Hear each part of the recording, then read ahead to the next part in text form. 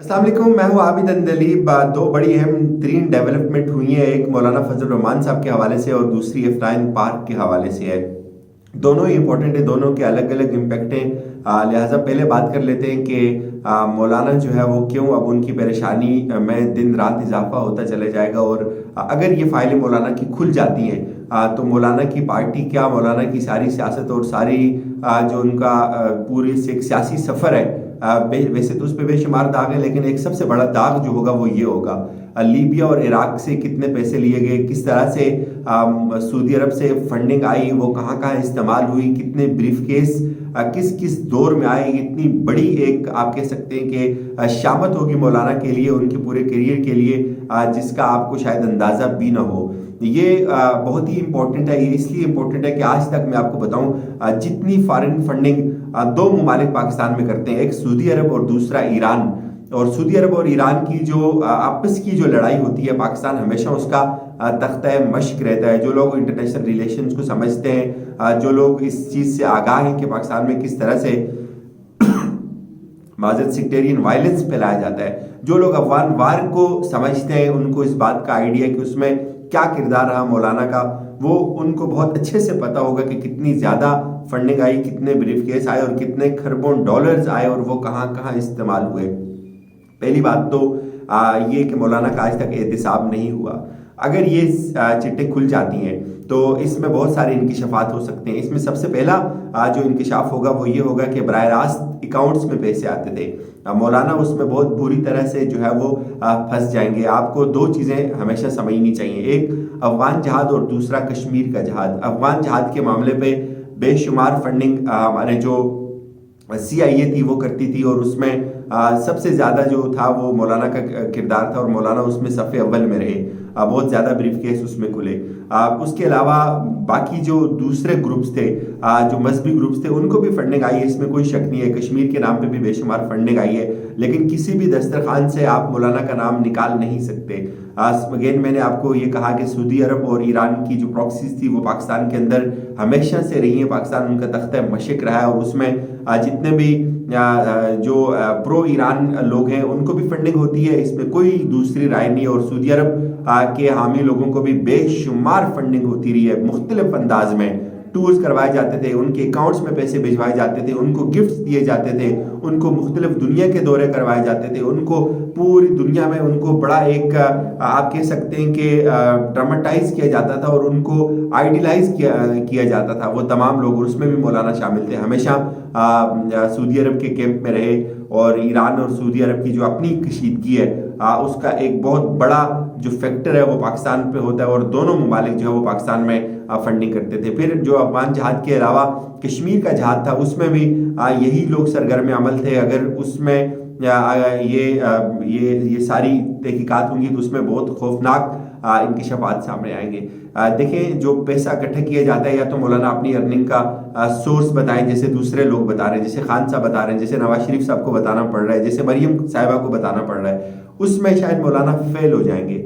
ये बहुत आसानी से कह देते हैं कि हम चंदा जमा करते हैं। आप इनसे कोई ये सवाल पूछे, कोई हिसाब ही नहीं है जो दरबारों पे जो इस तरह के जो चंदे इकट्ठे होते हैं उसका कोई शुमार ही नहीं होता। आपसे ये पूछे कोई कि चंदा इतना ज़्यादा आप चंदा कहाँ से इकट्ठा करते हैं, कौन आपको देता है? वो अपने एक घर को जस्टिफाई नहीं कर सकते। जो इस्लामाबाद में उनका एक घर है, 3 कुनाल का घर है, अगर उसकी ही बात करें तो 20-30 करोड़ का तो वो ज़रूर होगा। 3 कुनाल की कोठी, उनसे वो उसको जस्टिफाई नहीं कर सकते। वो ये कहते हैं कि मुझे किसी ने लेके दे दिया था। यहाँ ये सवाल ज़रूर लोगों को पूछना चाहिए कि आपको ये किसी ने कैसे लेके दे दिया था, या उसका आपके साथ कोई मुफाद होगा, या आपके अंदर कोई ऐसी कोई जो है वो कोई ऐसा कैरेक्टर होगा कि वो बहुत ज़्यादा इंस्पायर हो गया और उसने आपको 30 करोड़ का जो है वो घर दे दिया, या आपने उसको कोई ना कोई फ़ायदा पहुंचाया होगा, या फिर ये आपके आपने अपने पैसों से ख़रीदा होगा। ये सारी चीज़ें या उनकी इतनी जायदाद, उनके इतने एसेट हैं, उनको वो कैसे जस्टिफाई करेंगे? वो चंदे से तो नहीं कर सकते। और मैं आपको बताऊं सबसे बड़ी जो अनडॉक्यूमेंटेड इकॉनमी होती है वो इस चंदे के जरिए होती है। इस चंदे का तो शुमार ही कोई नहीं होता, इस चंदे का तो हिसाब ही कोई नहीं है कि ये कितने बोरियों और थैले आते हैं पैसों के।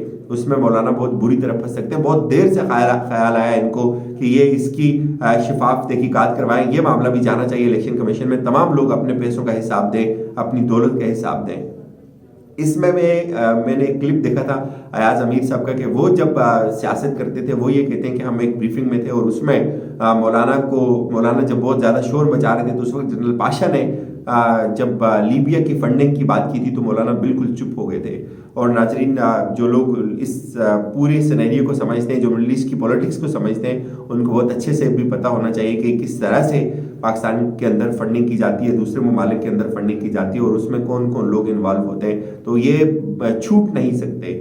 آخر پہ بات کر لیتے ہیں جو F9 پارک کی سمری ہے اس کے حوالے سے. ارشاد جو ہمارے بھٹی صاحب ہمارے دوست ہیں بہت اچھے, سہیل اقبال بھٹی صاحب 92 ٹی وی کے بیورو چیف ہیں, ہمیشہ بڑی اچھی سٹوریز کرتے ہیں, بڑا زبردست کالم لکھتے ہیں. ان کی یہ خبر تھی پہلے کہ گورنمنٹ نے یا وزارت خزانہ نے یہ ایک سمری تیار کی ہے اور انہوں نے F9 پارک کو گروی رکھنے کا فیصلہ کیا ہے. اب ظاہر ہے وہ سمری کابینہ میں جاتی ہے, اپروو ہوتی ہے, اس کے اوپر تمام لوگ اپنی رائے دیتے ہیں. تاہم ان کی خبر بالکل یہ نہیں تھی کہ فیصلہ ہو گیا, یا انہوں نے صرف وزارت خزانہ کی حد تک یہ فیصلہ تھا, وزارت خزانہ نے یہ سمری دی تھی تو اس پہ بہت زیادہ عجیب و غریب قسم کے رد عمل بھی سامنے آئے, لوگوں نے اس کی تردید کی. بالآخر آج وہ سمری جو ہے وہ مسترد ہو گئی. خبر بھٹی صاحب کی بھی یہی تھی کہ یہ سمری تیار ہو رہی ہے, اس طرح کی گفتگو ہو رہی ہے, اور اب ان کی یہ خبر ہے کہ F9 پارک کے بجائے اب کسی اور جگہ کو, کسی اسلام آباد کلب کو جو ہے وہ شاید گروی رکھا جائے, چونکہ اس کے علاوہ آپشنز کوئی نہیں ہے. یہ بات بہت عجیب ضرور لگتی ہے کہ کیوں ہمارے ایسٹس گروی ہیں. کیا کل بات جاتے جاتے پھر ہمارے ان ایسٹس تک آ جائے گی جن پہ ہم کبھی بھی کمپرومائز نہیں کر سکتے, یا جو ہماری بقا کی سب سے بڑی دلیل یا ضمانت سمجھے جاتے ہیں. جس طرح سے یہ رفتار چل رہی ہے اس پہ گورنمنٹ کو ضرور سوچنا چاہیے کہ یہ معاملات نہیں ہونے چاہیے. اس سے پہلے بے شمار ہوا, ہماری سڑکیں گروی رکھی گئی, ہمارے موٹر ویز, ہمارے ایئرپورٹس گروی رکھے گئے, کیا کچھ گروی نہیں رکھا گیا ہوا. لیکن بات اس کو کہیں نہ کہیں روکنا ہے, اس سلسلے کو رکنا چاہیے, یہ بات آگے نہیں بڑھنی چاہیے. جس طرح آج ایک زبردست موقف اپنایا ہے عمران خان کی جانب سے کہ ہمارے قومی احساسیں ہیں, جو قومی املاک ہیں, ان کو گروی نہیں رکھا جانا چاہیے. تو اسی طرح جو پہلے کے احساس ہم نے گروی رکھے ہوئے, آہستہ آہستہ ہمیں یہ کوشش کرنی چاہیے کہ وہ بھی اس تسلط سے باہر نکلے.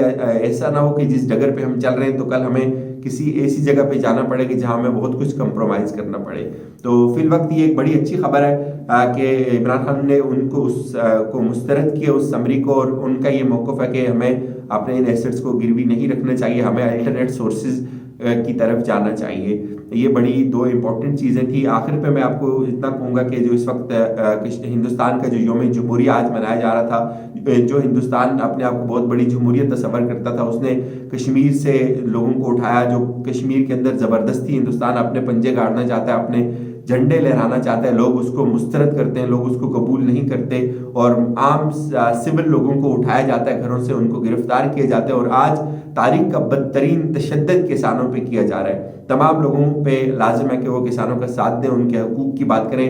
آج جو یوم جمہوریہ جو ہندوستان منا رہا ہے, اس کا اپنا جو حقیقی چہرہ ہے وہ دنیا کی بدترین ظالم ترین ریاست کا ہے, جو آج وہاں کسانوں کے ساتھ ہو رہا ہے, جو کشمیریوں کے ساتھ ہو رہا ہے. ہمیں ضرور ان کے حق کی بات کرنی چاہیے, ان کے حقوق کو پوری کے لیے آواز اٹھانی چاہیے, اور اس آواز کو پوری دنیا تک پہنچانا چاہیے. اجازت دیجیے, اپنا بہت سارا خیال رکھیے گا. خدا حافظ.